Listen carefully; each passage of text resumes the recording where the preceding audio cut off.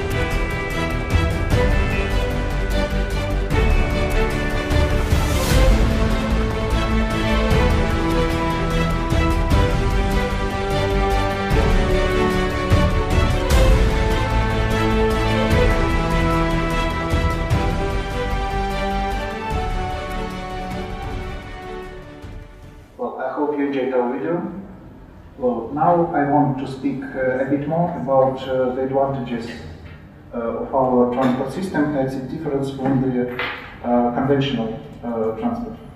First of all, we have quite low capex. You may see at this graph that our capex is at least twice less compared with most of conventional transport, and if we compare with monorail, with like metro and Mandev, it's could be 10 times less.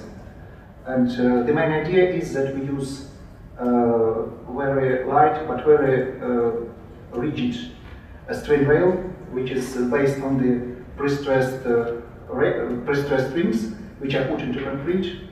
That's why we get a light but very solid structure. That's why it's less material. It consumes less material. That's why it's cheaper. Further on, we have minimal operating expenses. If we compare with the conventional transport, we can see that the most part of the OPEX is labor expenses and cost of fuel. In our case, it's the least part. And our transport is driverless, so we use automatic control system. I will speak about that a bit later. And in general, we can get the effect of so our transport system is 2 to 5 times cheaper in terms of OPEX compared with conventional transport. The next point, it's our transport system is ecologically sustainable. So we use minimal landed resources, and we use electricity, so it minimizes the harmful emissions to the atmosphere, and lots of people like that. And the last point is safety. The main issue here that our transport system is situated at the second level, so it doesn't cross with the existing transport at all.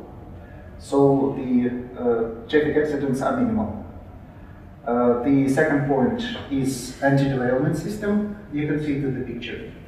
So it also increases the safety of our transport system, and it's resistant to natural disasters. The previous speaker was saying about floods here. And actually it's also resistant towards earthquakes, tsunami, and other natural disasters. So this transport system won't be ruined if any natural disasters happen. Well, and actually now we are implementing that at our test site in Belarus. We call it Ecotechnopark. It's situated in the town of Marina Gorka. It's not far from capital city of Minsk. And here you can see all the main types of our transport: unibus, unibike, Unica. I'll speak about them a bit later. And actually, you may also see that we have got, at the end of the previous year, of the year 2017, we've got certificates from the Russian Institute of Urban Transport. That's why these vehicles are not just operating, but they are certified. Well, and now let's think how our technology can help to the development of Thailand, and in particular for the Eastern Economic Corridor. Actually, you can see this map, and actually the main points here to connect the seaports and the airports into one integrated transport system. And what we can do here? Well, first of all, we can increase cargo turnover, we can reduce transportation costs, we can increase the convenience of the transport, we can minimize transportation time because the speed of our transportation is up to 500 kilometers per hour, and we can promote tourism as well. Well, and now let's speak about our main solutions which could be applied here. First of all, it's cargo transportation.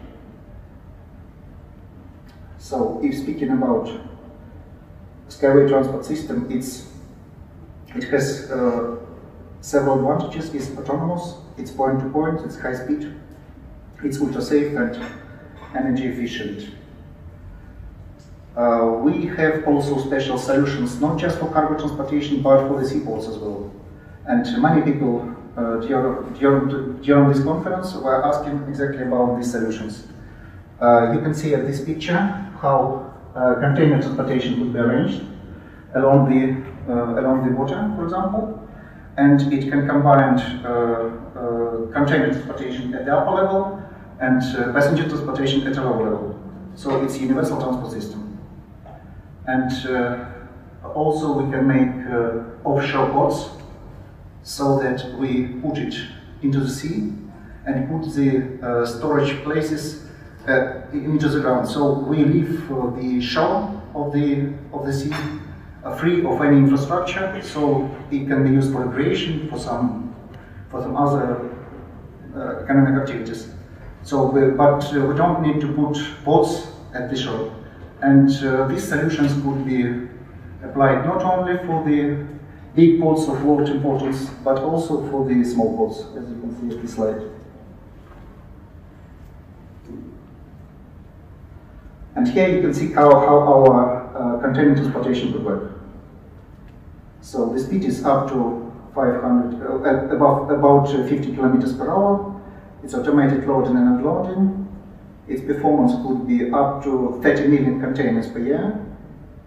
And we can use track, as I said already, for passenger transportation. And we have different solutions, not only for containers, but also for bulk, break bulk, and liquid cargo. This is our cargo module, which is called unit truck. It's arranged for a small amount of cargo. It's for bulk cargo, actually for 1.8 metric tons. But if we put it if we place them one by one, it can carry quite a great amount of cargo. We consider the performance of such system about 100 million tons per year, even despite it looks so small. It's already operating at our aquatic park, so you may see it in the video. And we also have solutions for loading and unloading terminals. And I think that all these cargo systems could be integrated, and it could integrate the airports and seaports into unified transport system. Well, the next solution which I want to speak about is high-speed passenger transport. As I told already, its speed is up to 500 kilometers per hour. It's bigger compared with conventional high-speed trains, and it can be used to unite cities, regions, countries, and even continents. Here I give at the map, I give the possible example how it could be applied for the case of Bangkok. For example, we can connect Bangkok with Kuala Lumpur and Singapore. And yesterday we were discussing the project Kuala Lumpur-Singapore. I think this solution could be also applied for this project. If we compare SkyWay with other types of high-speed transport systems, you can see that almost all the parameters which are construction cost, OPEX, accident rate, and environmental impact, we are better. Maybe the only point where we look a bit worse compared with aviation is speed, but we should take into account one point. If you go to the airport, you anyway need to wait for boarding, to stand in the queues, to pass control, and actually you have to add 3-4 hours to the time of your trip. In our case, we get from the city center or city suburb exactly to the city center or city suburb, and actually you will get, for example, if you go for 500 kilometers or for 1,000 kilometers, you will get to the place of destination faster. And these are technical parameters for our high-speed minibus. It's designed for 10 people. Its design speed is 450 kilometers per hour, and its performance is about 7,200 passengers per hour. And the last point which I want to speak about as the last solution is urban passenger transport. First of all, I want to speak about Unibike, which is some kind of PRT designed by our company. It's designed for 2 persons, but there could be solutions from 1 to 5 persons. And it can be used as a sightseeing vehicle. For example, it could be, I think it would be really great to go by Unibike to safari, for example, or to see some natural places from the bird's eye view. And also, I can say that it can be used also as a standard urban public transport. The idea here is that we just put it one by one, and so they can carry quite much passengers. I show it later. Well, these are main technical parameters of Unibike. Its weight just about 800 kilograms. It can carry 2 persons, and please pay attention to the energy consumption. Actually, even at a speed of 150 kilometers per hour, it consumes just 1.7 liters of equivalent of fuel. It's electricity, but as equivalent of fuel is just 1.7 liters, much less compared with standard automobile. And this is carrying capacity. I want to show that it's not just recreational type of transport, but it's also could be a transportation system. So you can see that this type of transport could carry about 150,000 people per day.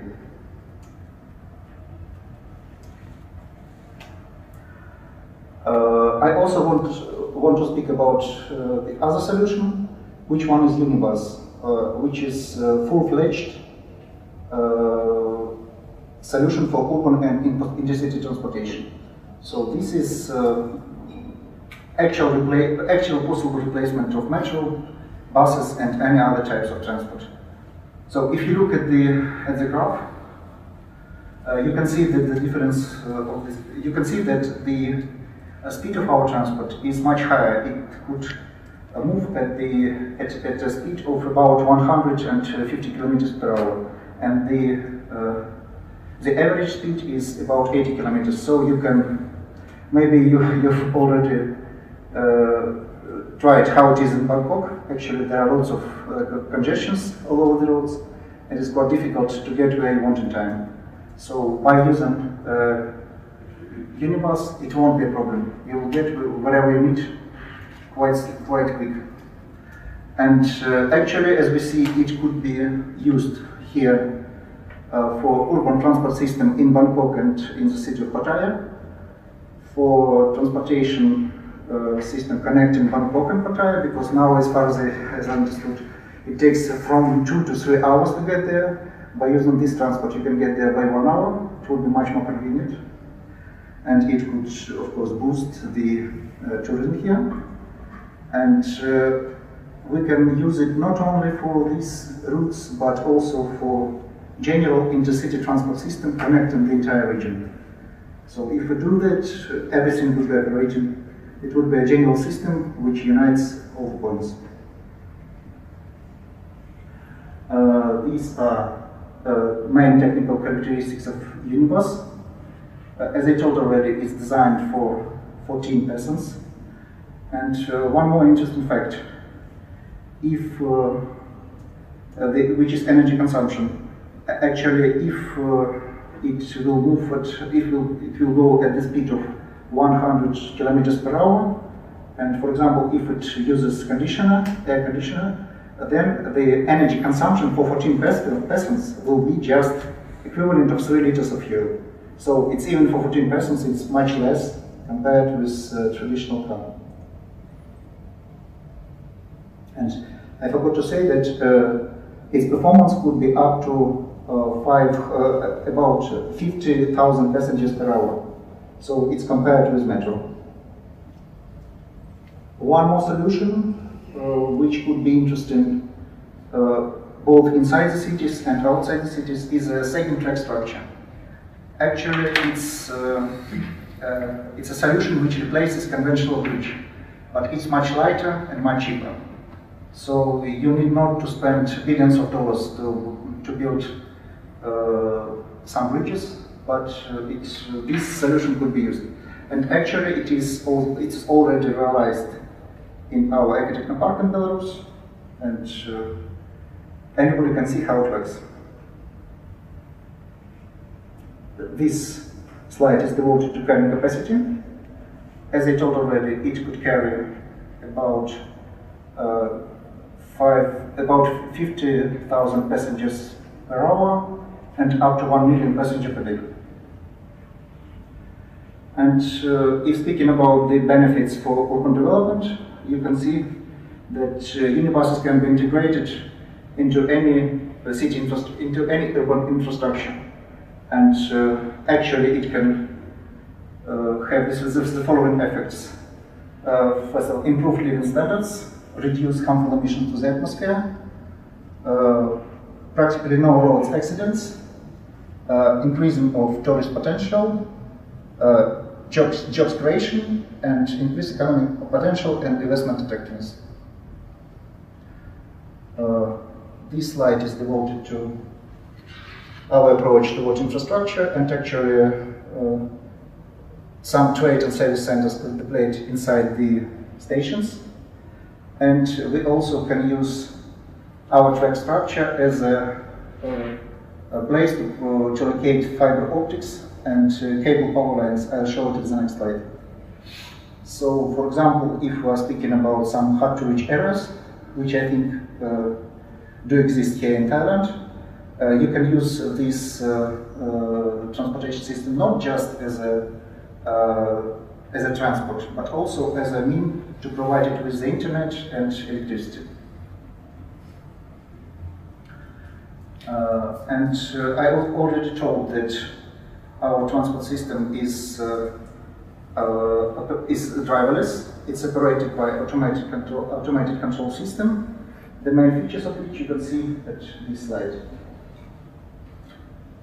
So it uses Wi-Fi and other points, and actually it involves both the vehicles and the sports.